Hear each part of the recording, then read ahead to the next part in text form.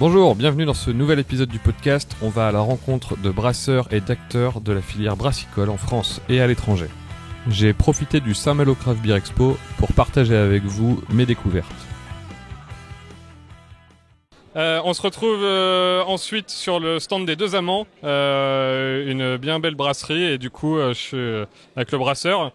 Est-ce que tu peux nous présenter les Deux Amants et puis quelle est un peu votre philosophie de la brasserie? Ok, donc nous, Brasserie Les Deux Amants, on a commencé en 2017, donc ça fait 5 ans et demi. Donc au début, moi j'étais tout seul à la prod. Maintenant, on est une équipe de 8 et on est situé en Normandie, entre Rouen et Évreux. Et notre philosophie, c'est des bières qui sont bio. Et potentiellement, on a des bières qui sont plutôt houblonnées, mais pas des gros dry hop. Et on fait aussi pas mal de bières avec des fruits et des légumes.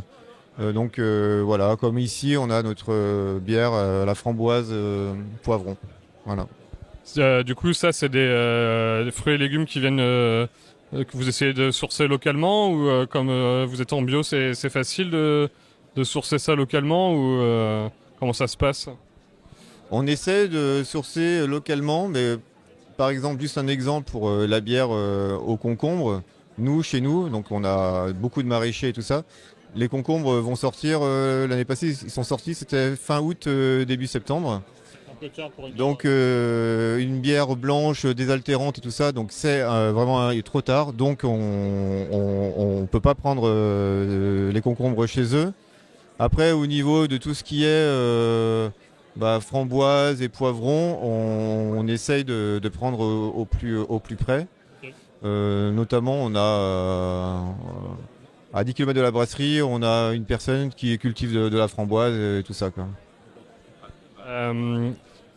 Toutes les bières ont un prénom. Il y a une histoire derrière tous ces prénoms. Il me semble qu'il y a une légende. Tu peux nous raconter rapidement quelle est cette légende autour de la brasserie, du coup?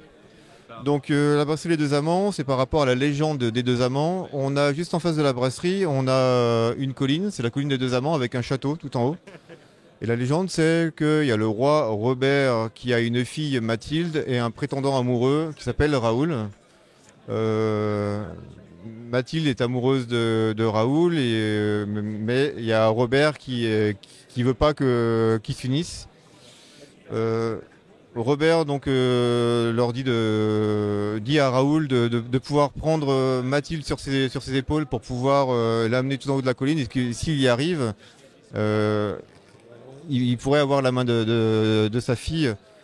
À la fin, Raoul il meurt d'épuisement, Mathilde meurt de tristesse et Robert meurt de déprime. Donc à la fin ils meurent tous, donc c'est une légende qui est hyper triste. Et nous on dit bon, à la fin ils meurent tous, mais on se dit heureusement maintenant il nous reste la bière, puisqu'on en a fait de la bière. Et donc on est parti sur des prénoms. Et donc c'est pour ça qu'on peut retrouver des bières Marcel. Et en fait toutes ces bières avec d'autres prénoms, elles ont un lien. C'est-à-dire Marcel, ça va être le frère de Rita. Rita, c'est la sœur, la cousine. Et donc on a fait une sorte d'arbre généalogique comme ça, quoi. Donc, autour d'une légende qui se racontait un peu avant, vous avez tissé un peu des liens entre toutes ces bières. Alors du coup, je suis un peu obligé de parler d'actualité. Raoul est vraiment mort maintenant, c'est ça? Il a été enterré vendredi. Raoul, on a fait des funérailles festives à la brasserie. Donc voilà, on a cherché le nouveau prétendant. On a fait un défilé de prétendants à la brasserie. Donc c'était très drôle, des gens déguisés. Et le prénom qui est sorti, c'est Régis. Voilà. Donc même recette, quasiment la même étiquette d'ailleurs, il me semble, à un détail près. Et puis du coup la bière est toujours présente, ça c'est cool. On a juste mis sur le petit détail, parce que sur l'étiquette de Raoul, il y a Raoul en tête de cheval et il porte Mathilde. Et en fait on a juste mis le petit bandeau noir de la justice pour Mathilde pour rappeler que voilà quoi, il y a eu un petit problème de justice. Mais bon. Donc à part du coup les bières dont tu nous as parlé, je vois il y a des belles bouteilles là. Il y a quoi? Ça ressemble à des bières qui ont été un peu vieillies en barrique ou fermentation mixte. Tu peux nous en parler un peu? Ouais. Et donc ouais, les formats des belles bouteilles, c'est la série un peu des mamies. Donc c'est les bières qui ont vieilli, un peu plus âgées. Donc là, on présente deux bières. Donc on a une bière, une double blanche à 8 degrés, avec pas mal de corps, et vieillie dans des barriques de Porto blanc. Ça a été barriqué pendant 8 mois. On sent vraiment... Le Porto, il est assez subtil, mais on le sent vraiment. C'est hyper intéressant. Et l'autre, c'est une saison brétée, dans des barriques de Bourgogne rouge.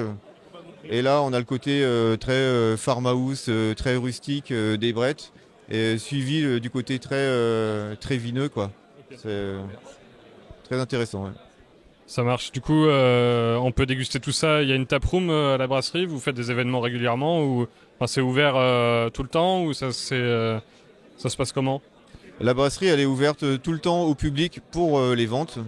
Par contre, nous, on a une taproom de mai à octobre. Tous les vendredis, en fait, on fait une soirée. C'est un peu une soirée guinguette, quoi. Donc, une fois par mois, il y a gros concert et c'est très festif. Et le reste du temps, c'est de la musique, des food trucks et voilà. Donc, de la bonne bière, bonne ambiance. Super. Écoute, merci beaucoup. Et puis, passe un bon moment sur le festival. Nous, on va continuer d'aller voir d'autres brasseries. Et puis, je te dis à bientôt. Merci. Merci. Et voilà, c'est déjà terminé. Si jamais ça t'a plu, n'hésite pas à laisser 5 étoiles sur Apple Podcast, laisse un commentaire et partage le podcast sur les réseaux. À bientôt.